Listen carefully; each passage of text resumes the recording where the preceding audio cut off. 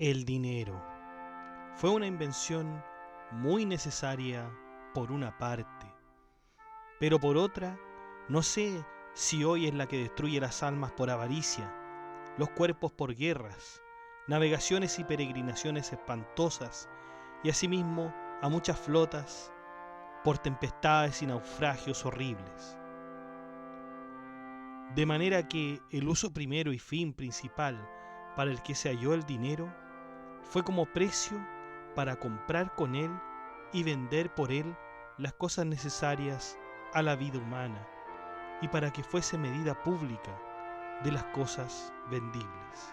Pero la costumbre de ganar mucho con malos métodos hará que no se halle tampoco quien quiera ganar bien.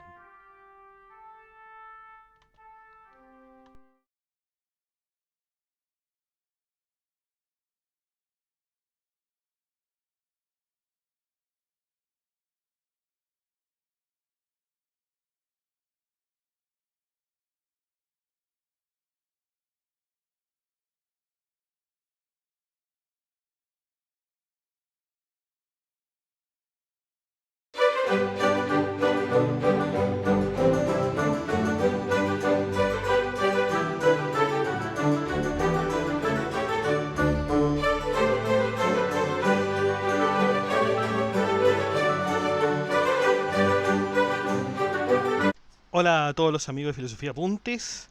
Estamos a 2 de mayo del año 2024 con este apunte sobre Martín Azpilicueta Aureguízar. Martín de Azpilicueta, conocido también como el Doctor Navarrus, fue un destacado teólogo y economista español nacido en el año 1491. Azpilicueta nació en la región de Navarra, de ahí que le digan el Doctor Navarro, en el reino de Navarra, que en ese entonces formaba parte de la corona de Castilla. Es reconocido como uno de los principales pensadores de la conocida Escuela de Salamanca, que era este grupo de estudiosos españoles que desarrollaron una serie de ideas y teorías en el campo de la economía, la ética, el derecho, durante el siglo XVI. Nosotros ya habíamos visto anteriormente a un filósofo de la Escuela de Salamanca, quien de hecho fue el fundador de esta escuela, hablando sobre diversas materias. De derecho principalmente, también a Victoria se le consideraba el padre del derecho internacional, de Jus Gentium, etcétera. Pero no hemos visto, lamentablemente, no vimos nada relacionado con economía en cuanto a Francisco de Vitoria. Tiene algunos textos exactamente, pero la verdad es que no están disponibles. ¿Sabes? Yo he tratado de buscar y no están disponibles los de Francisco de Vitoria con respecto a la economía. Pero sí tenemos a aquellos hombres de la Escuela de Salamanca que se dedicaron con especial ímpetu a la economía desde el punto de vista moral, no desde el punto de vista meramente operativo, sino que moral. De ahí que nos llame la atención que esto se vincule bastante con la filosofía. Fue un hombre que en verdad hizo muchas contribuciones, contribuciones que les deberíamos estar agradecidos hasta el día de hoy en términos económicos. Pero no solamente de economía hablaba don Martín de Azpilicueta, sino que también de teología, también de religión. De hecho tiene una obra que se llama Manual de Confesores y Penitentes, que es una de las primeras que vamos a ver. Después vamos a ver los cambios, los textos que hablan sobre los cambios resolutorios. ¿Ah? Está el comentario a los cambios resolutorios de usura, el comentario resolutorio de cambios, entre otras obras que vamos a analizar en este podcast que se vuelca entonces a la Escuela de Salamanca, y así iniciamos también nuestra nueva sección de filósofos economistas. Así que sin más dilación, vamos allá.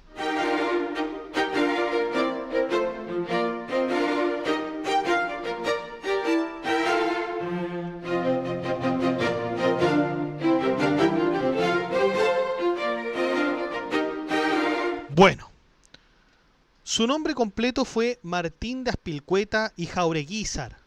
Nació el 13 de diciembre de 1492 en el Palacio de Barazoain.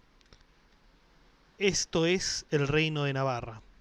Sus padres fueron Martín de Azpilcueta y María de Jaureguizar, de quienes no se tiene mayor detalle de sus vidas, salvo que eran oriundos del Valle de Baztán. Ciertas noticias tenemos de su madre, quien el mismo Martín señala aprendía a rezar en latín en los pechos de su madre. Sus hermanos fueron Juan, Catalina, Miguel y Martín, pero solo se sabe de Martín, quien heredaría la casa del mismo filósofo. Fue bautizado en la iglesia Santa María y a la edad de 9 años recibe la tonsura, una ceremonia litúrgica de la iglesia católica en la cual se cortaba la coronilla del cabello, que a su vez consagraba su dedicación a Dios y su entrada en el clero. También fue pariente del santo San Francisco Javier. Estudios. A los 16 años estudiaría filosofía en Alcalá durante los años 1503 a 1510 con los maestros Dr. Sancho Carranza, tío del cardenal, y Dr. Juan de Medina, que de hecho vamos a ver a Medina también en algunos podcasts. Luego continuó sus estudios en Toulouse, Francia, donde cursó Derecho Canónico y Derecho Civil. Martín, de regreso a Navarra, se estableció en Roncesvalles por influencia de su amigo Francisco de Navarra. Este último lo persuadió para unirse a los canónigos de San Agustín, donde realizó su noviciado y emitió sus primeros votos. Aunque inicialmente se sintió cómodo, pronto enfrentó dificultades debido al estilo de gobierno del monasterio. El prior disfrutaba de todas las riquezas, dejando a los canónigos empobrecidos y con escasos recursos para los peregrinos. La situación llevó al doctor Navarro a dejar Roncesvalles por Salamanca, pero no abandonó la orden y trabajó en reformar la situación. Introdujo la bula tripartita, que dividía las ganancias del monasterio entre el hospital de peregrinos, el prior y el cabildo, lo que impulsó la prosperidad futura de Roncesvalles.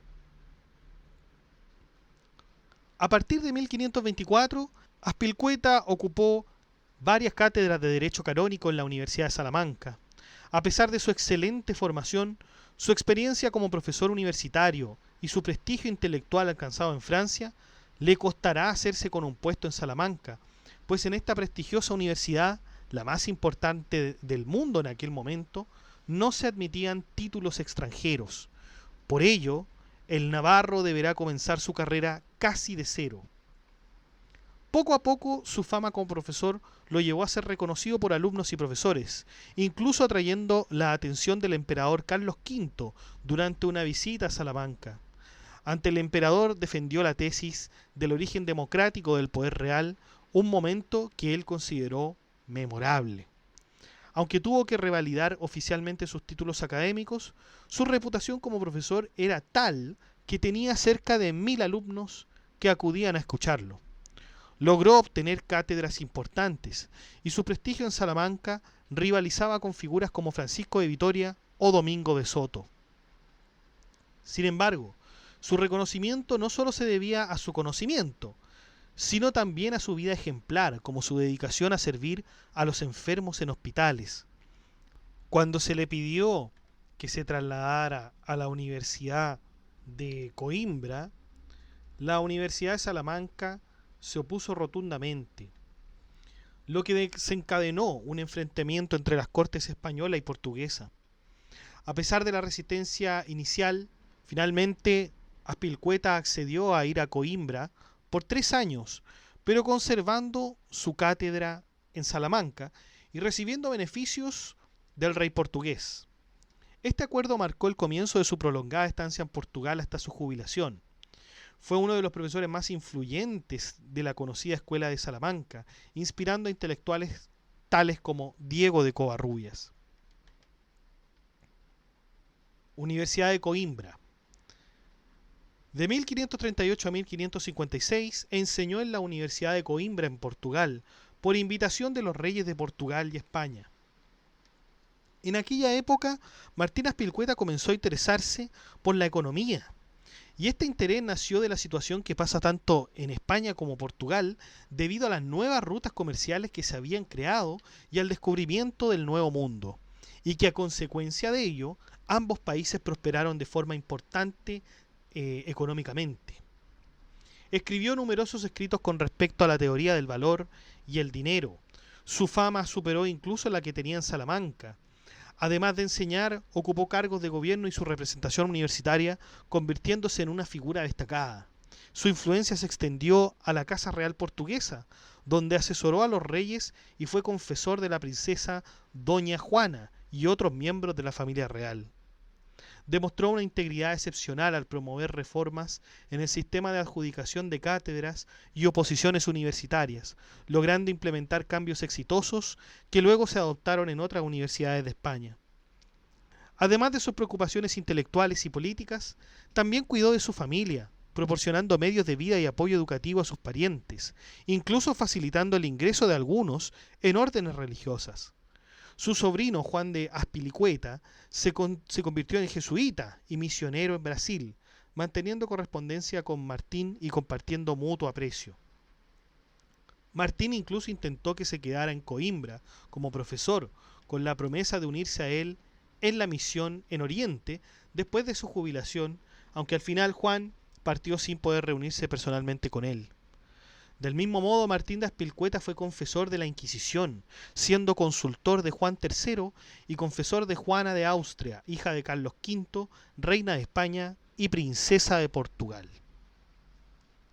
A la edad de 80 años, fue enviado a Roma por el Papa Felipe II a defender a su amigo Bartolomé Carranza, arzobispo de Toledo, acusado ante el tribunal de la Inquisición. ¿Y por qué lo acusaban a Bartolomé de Carranza? Por herejía. Por herejía. ¿Y por qué? Bueno, tenemos que entender que en ese tiempo la Inquisición aún estaba tremendamente fuerte, y una de las cosas por las que se sospechaba de Bartolomé de Carranza fue que hablaba de cosas teológicas, de que las compartía, es decir, de alguna manera democratizaba los conocimientos teológicos a las personas. Y eso se vio en la época de la Santa Inquisición, se vio más bien como una concesión de una práctica luterana. Y claro, en el proceso de estar, digamos, apagando los focos de luteranización, Bartolomé de Carranza fue uno de los que fue apresado por la Santa Inquisición, y de hecho fue engañado, fue llevado engañado y luego llevado a la cárcel de la Inquisición en Valladolid, donde da comienzo su proceso. Pero este proceso fue dilatado bastante, a causa de la conveniencia del rey Felipe II, quien no quería, por razones también intereses personales, que se procesara a Bartolomé de Carranza. Fue un proceso, por lo tanto, tremendamente largo. Felipe II quiso servirse de los intelectuales de alto nivel que hubiera en Salamanca o que hubiera en España, y ahí justamente estaba Martín de Azpilicueta. También estaba entre ellos, entre los defensores de Bartolomé de Carranza, Bartolomé de las Casas, quienes impiden que sus enemigos y los fiscales logren que se dicte la sentencia de culpabilidad. Luego el proceso se lleva a Roma por exigencia del Papa Pío V, y es así que en 1567 Carranza sale de España para dirigirse a la cárcel del castillo de San Angelo. Tras largas horas de deliberación, finalmente Bartolomé Carranza es absuelto por el tribunal de la Inquisición. Y parecía que lo realizado por Azpilicueta le granjearía un disgusto por parte de las autoridades eclesiásticas, pero la verdad es que no fue así. Por su humildad, integridad y sabiduría fue siempre elogiado y respetado, incluso por los papas. Ese quizás podría haber sido una de las cosas ya últimas de Martín de Azpilcueta en el ámbito de su vida. Él muere en Roma a la edad de 94 años. Esa entonces es la vida y obra de Martín de Azpilcueta. Vamos a ver ahora su pensamiento. Con respecto a la teología, sabemos que Martín de Azpilcueta perteneció a la escuela de Salamanca en el periodo que ésta se consideraba como la continuación del escolasticismo. Claro, porque estaban los escolásticos, nosotros ya sabemos que es la escolástica, la filosofía de las escuelas, representada principalmente, creo yo, por Santo Tomás de Aquino, ¿ah? Y su suma teológica. Nosotros ya hemos visto todo ese tema. Yo les remito a que por favor escuchen los podcasts sobre Santo Tomás de Aquino que tenemos, y la escolástica también. Entonces, aquí en la escuela de Salamanca se le considera el segundo escolasticismo, algunos dicen que este es el segundo escolasticismo. Y las figuras que existen en la escuela de Salamanca son principalmente abordando la parte del derecho y de la economía, más que de la religiosidad. Por cierto que todos son católicos los de la escuela de Salamanca, pero existe entre ellos una comunión especial en que se estudia principalmente la economía. Y eso es lo que lo hace tan distinguible y tan interesante, esto de la escuela de Salamanca. Por lo tanto, la influencia de Martín de Azpilcueta en Salamanca fue tomista, pero algunos autores también lo circunscriben mucho a una gran influencia del agustinismo en las ideas de Martín de Azpilcueta. Ahora bien, como hemos señalado, una de las mayores contribuciones es a la economía. Martín de Azpilcueta abordó el complejo tema de los préstamos de capital con intereses en un momento en el que la Iglesia aún consideraba la usura como pecado. Y claro, ustedes me van a decir por qué el interés es observado como un pecado. Lo que pasa es que ya a partir de Santo Tomás de Aquino, el santo decía que la usura radicaba en el cobro de intereses. O sea, el cobro de intereses en un préstamo es absolutamente pecado. ¿Por qué? Porque el préstamo es un préstamo. O sea, básicamente yo lo que quiero hacer es prestar una cosa, es decir, en principio te la entrego para que tú me la devuelvas después. Eso es un préstamo.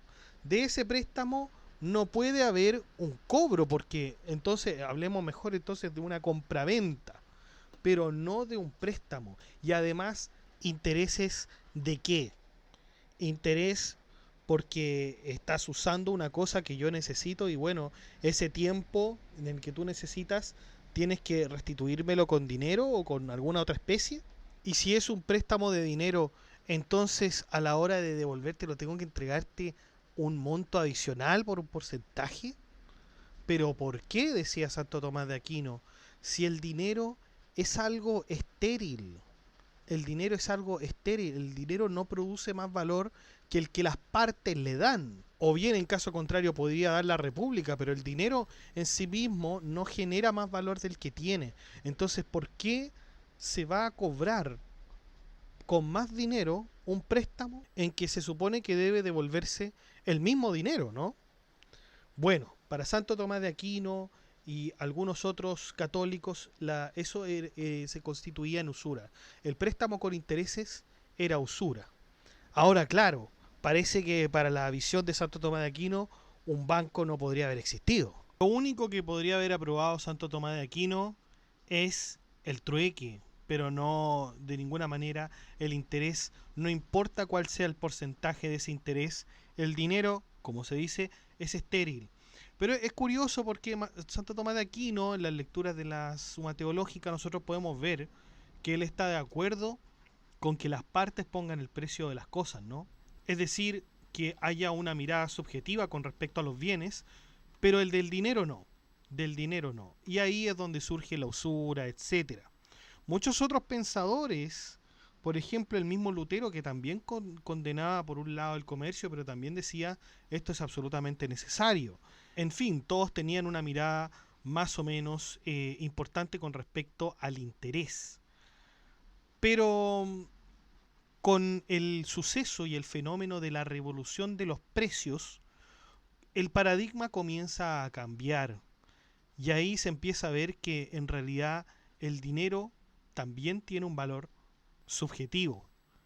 Y esto para nosotros esto es obviamente muy simple de entender por el concepto de inflación. En efecto, 10.000 pesos o 1.000 pesos no valen lo mismo si baja o sube la inflación. Ya no valen lo mismo. Solamente que en esos tiempos de Santo Tomás de Aquino, el fenómeno de la inflación no se observaba de manera tan notoria como si fue en la revolución de los precios, cuando se traían los metales desde las Indias hasta Europa. Y es ahí que Martín de Azpilcueta, al observar este fenómeno, se da cuenta de ello y comienza a reflexionar sobre los cambios, es decir, sobre estos intercambios de bienes que se presentan y cuál es la utilidad que representan estos bienes de forma individual, de forma subjetiva, por cierto. ¿Mm?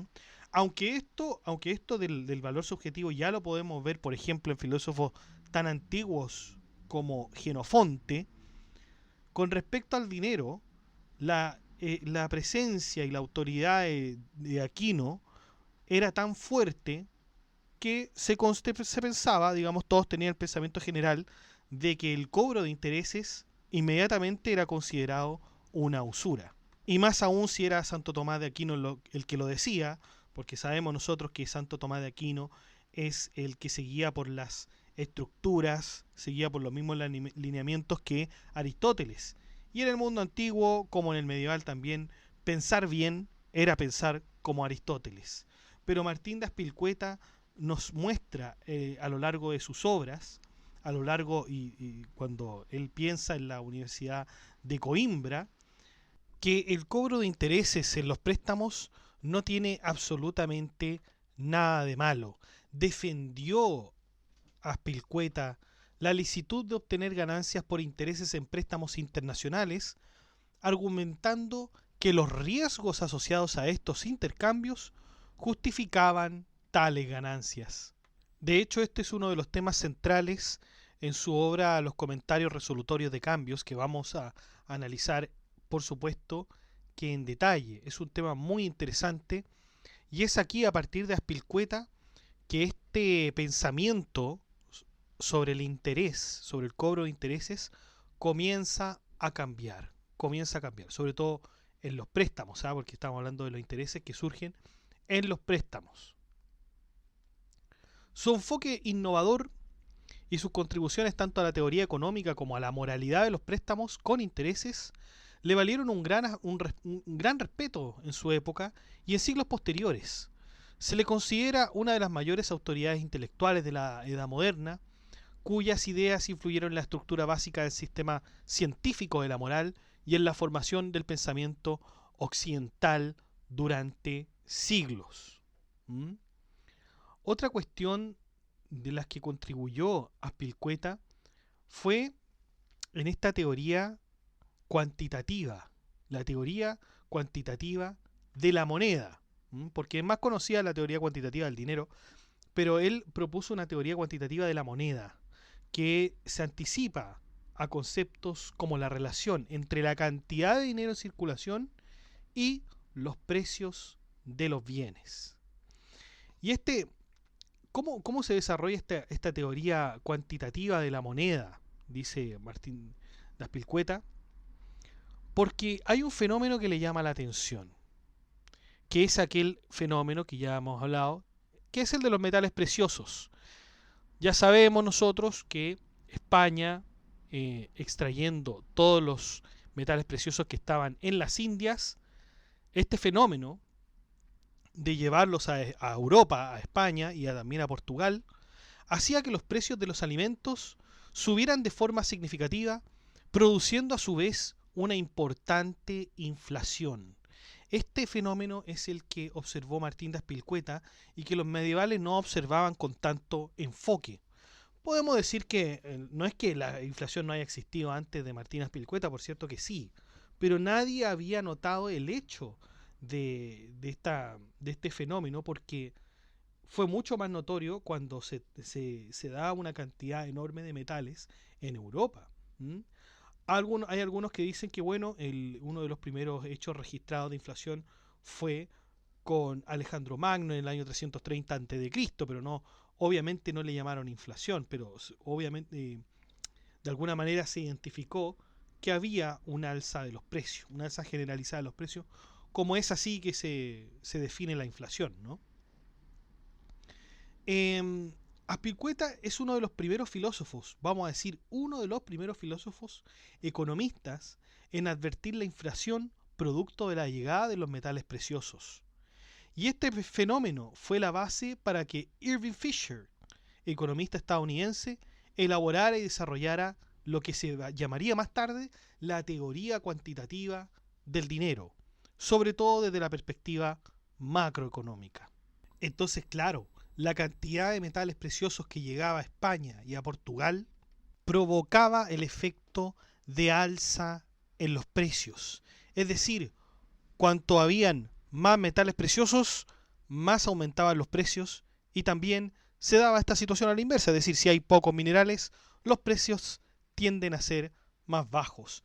Entonces, esta es la observación que verificó Martín de Azpilicueta.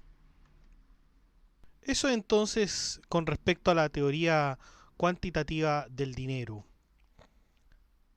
Azpilicueta también señaló que el dinero, al ser una mercancía, también estaba sometido a la ley de oferta y demanda. Y así, cuando el dinero es poco y demandado, su valor se encarece tal cual otros bienes en el mercado. Ya esto sería una opinión contraria a lo que señalaba Santo Tomás de Aquino. Contrastaba totalmente con la visión de la escolástica anterior, porque acuérdense que este es el segundo escolasticismo. Pues en sus palabras, el dinero se veía como una medida pública de las cosas vendibles. En definitiva, es la oferta y la demanda la que determinan tanto el valor del dinero como el mercado de crédito. También contribuyó a determinar lo que se conocía en esos tiempos como el justo precio, el justiprecio o precio justo, que si bien en estricto rigor era el que imponían los reyes católicos en su tiempo, este podía ser excedido siempre que la justicia natural lo permitiese. Y en esto estaba de acuerdo con la primera escolástica y sobre todo con Santo Tomás de Aquino, donde Santo Tomás de Aquino dice esto mismo, ¿no es cierto? O sea, que el precio justo sería aquel entonces determinado por las partes siempre y cuando no exceda la justicia natural. O sea que de todas maneras tiene un límite, pero no es un límite impuesto por la República, sino que es un límite de justicia natural. Ya lo podemos ver en algunos cobros de intereses. Por ejemplo, aquí en Chile el máximo convencional, la tasa máxima convencional es de 50%. ¿Mm? Ahí se podría, excediendo ese límite, se podría considerar usura. Sin embargo, esta teoría no habría sido formulada directamente por Martín de Azpilicueta, porque la verdad es que los elementos y condiciones para determinar el precio justo las había planteado Fray Rodrigo de Porto. Fray Rodrigo de Porto, que por cierto era un amigo de Martín de Azpilicueta. Y así el mismo Martín pudo entender la relación que existe entre la cantidad de dinero circulante y los precios de los bienes, es decir, también le dio el margen para entender la teoría cuantitativa del dinero. De hecho, Rodrigo de Porto publicó un libro llamado Manual de Confesores de 1549. Y claro, Manual de Confesores, nosotros habíamos dicho que la obra de Azpilicueta se llamaba Manual de Confesores y Penitentes. Es decir, que Azpilicueta utiliza la base del conocimiento de Rodrigo de Porto con respecto al justo precio y la incorpora a su obra, y señalando que esto fue gracias a la ayuda de Rodrigo de Porto. De hecho, él dice, muy reverendo y gran señor y amigo nuestro Francisco.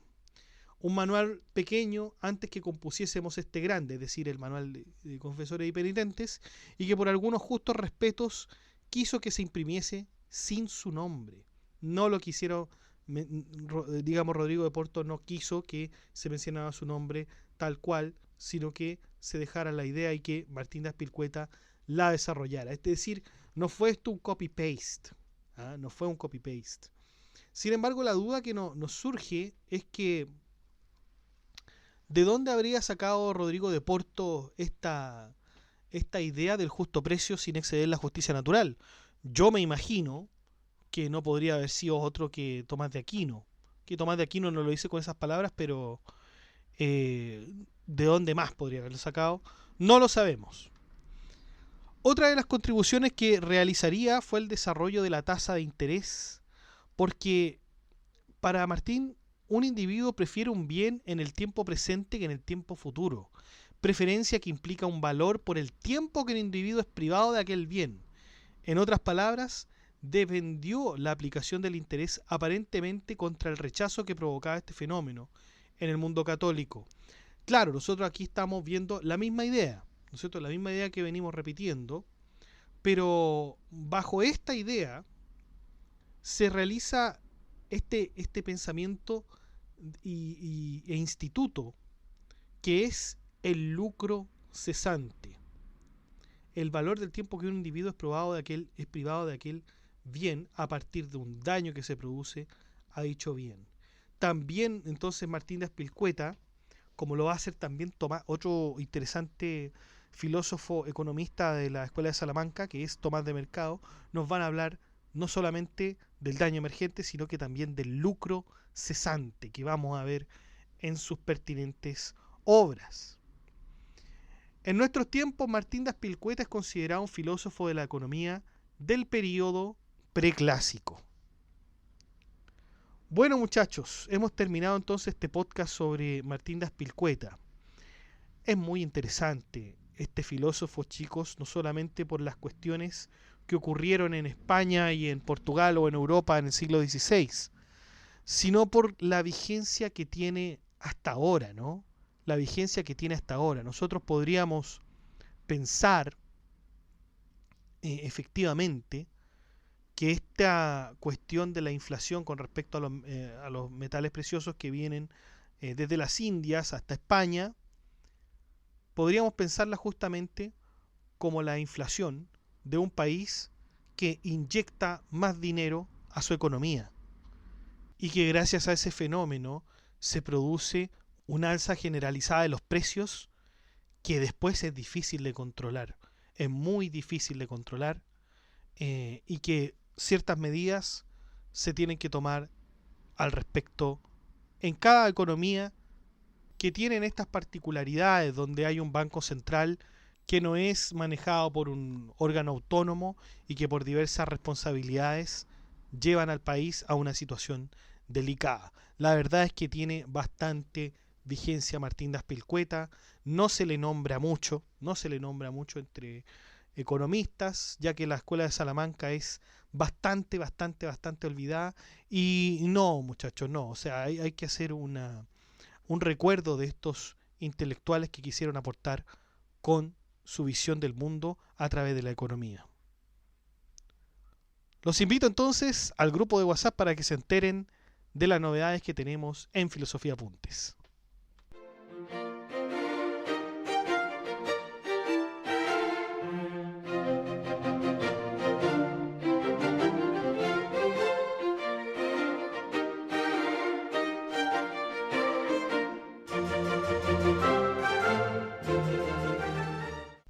Bueno, chicos, eso ha sido todo. Muchas gracias por escuchar este podcast. Si le ha gustado, dé like, comente, comparta, suscríbase, acceda al blog que está en la descripción del video, haga soporte en PayPal o en Patreon. Saludamos a nuestros mecenas romanos que son Abstract Panicker y Ricardo, que colaboran con este proyecto de Filosofía Apuntes mensualmente. Un abrazo, chicos. Un gusto que estén acá. Y también saludamos a nuestro mecenas medieval, que es Gab Welther, que también colabora con una membresía un poco más alta que los mecenas romanos y que ya se ha mantenido en el tiempo apoyando este proyecto educativo. Muchas gracias, Gab Welther. Un abrazo. Y usted también puede ser colaborador en Filosofía Apuntes inscribiéndose en las membresías que aparecen en el botón unirse de cada video. Usted presiona el botón unirse, van a aparecer 4 membresías con distintos precios y usted puede elegir el que mejor le convenga.